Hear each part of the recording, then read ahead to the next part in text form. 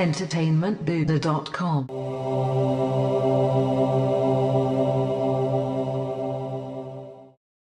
Hey now, Forza Horizon fans, Matt Haywood here from entertainmentbuddha.com to review Forza Horizon 4, aka the racing game that is also a game about Mother Nature. In all seriousness though, thanks to this game's focus on the 4 seasons, no, not the hotel chain, but the actual seasons that signal severe changes in the weather, you are treated to some of the most beautiful looking video game environments and lighting that has ever graced your eyeballs.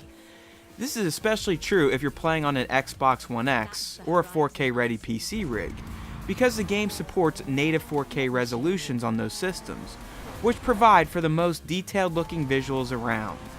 It should be noted that the Xbox One X can also be toggled for performance mode, which drops the resolution down to 1080p, but locks the frame rate at 60 FPS to give you a silky smooth animation and response time look. On PCs, you can enjoy Britain's many diverse landscapes during each season with the best possible visual output your rig can handle, because the game will dynamically balance resolution and frame rates based on your hardware.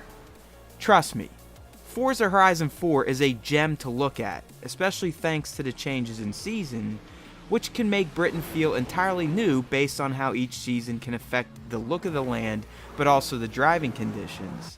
This is easily one of the best looking racing games to date, as it should be, so while the game is stunning to look at, it backs up its visual polish with entertaining gameplay.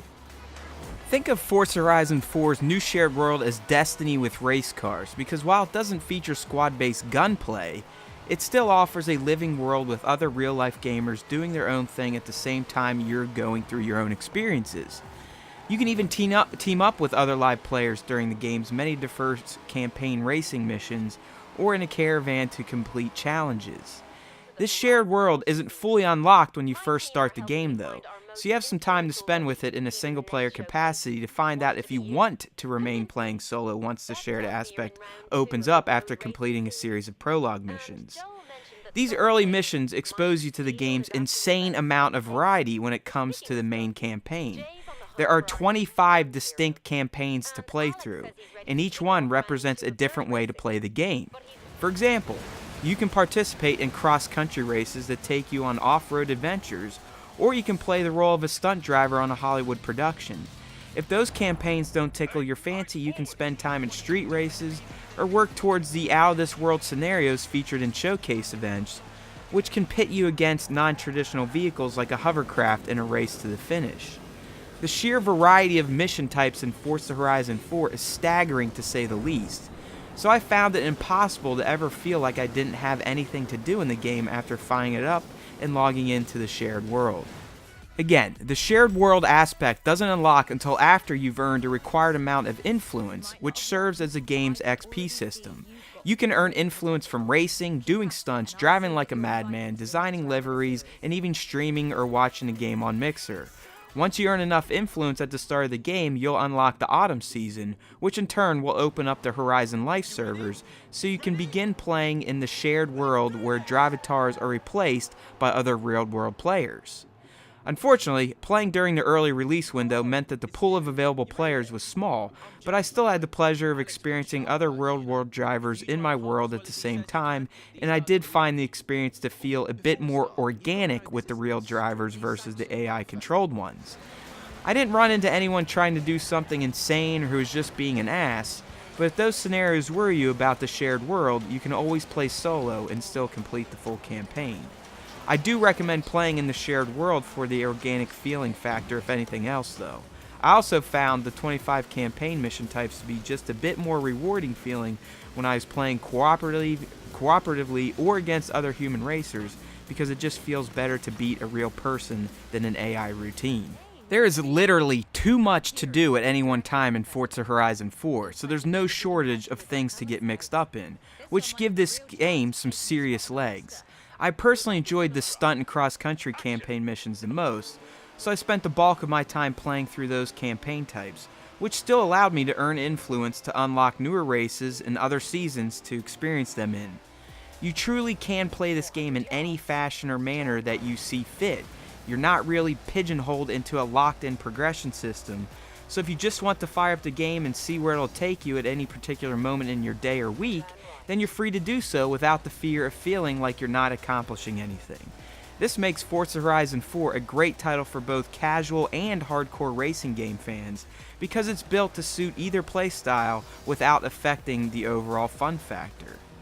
In terms of the racing gameplay itself, it really depends on what difficulty level and assist you toggle in terms of how the game will play for you. I set most of the settings to their easiest levels while also tweaking some of the assists, and I still was given a run for my money by the AI during campaign races. Even with the easiest settings in place, I still had to claw my way to the podium, and I wasn't always first. I found the racing controls to be very tight, but thanks to the seasons and how the weather can come into play, every race felt different, and some were much more difficult than others thanks to the racing conditions brought on by a particular season's weather. I would have to say that Forza Horizon 4 requires more racing game skills than other entries in the franchise, but with some practice, it's not too difficult to get competitive in the various campaign mission types that this game features. While Forza Horizon 4 looks like $1 million and features engaging gameplay, it's not perfect. One of the most frustrating aspects of this game is in how you manage its 450 car roster, namely the DLC cars. For some odd reason, you can't just download a DLC car pack in full to your personal garage. You have to literally click on each car in the pack you purchase and go through a series of menu choices to complete the download to your garage. This process takes much longer than it sounds, so I found it to be overly clunky and frustrating. I'm not sure why the whole pack wouldn't just auto-download to your own garage, but that's not the case, so I wasn't a huge fan of DLC car management in this game. If you've wanted an open-world racing game that has shared world elements like a Destiny, then Forza Horizon 4 should be right up your alley.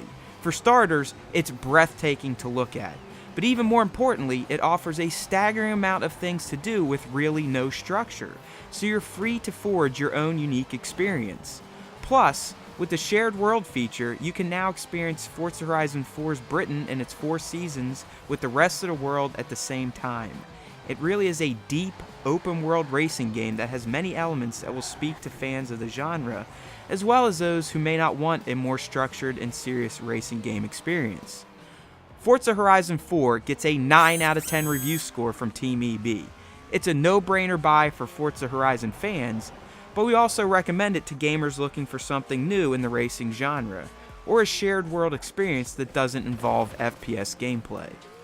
Thanks for watching. This is Matt Haywood signing off for EntertainmentBuddha.com, where we make you a better geek one post at a time. EntertainmentBuddha.com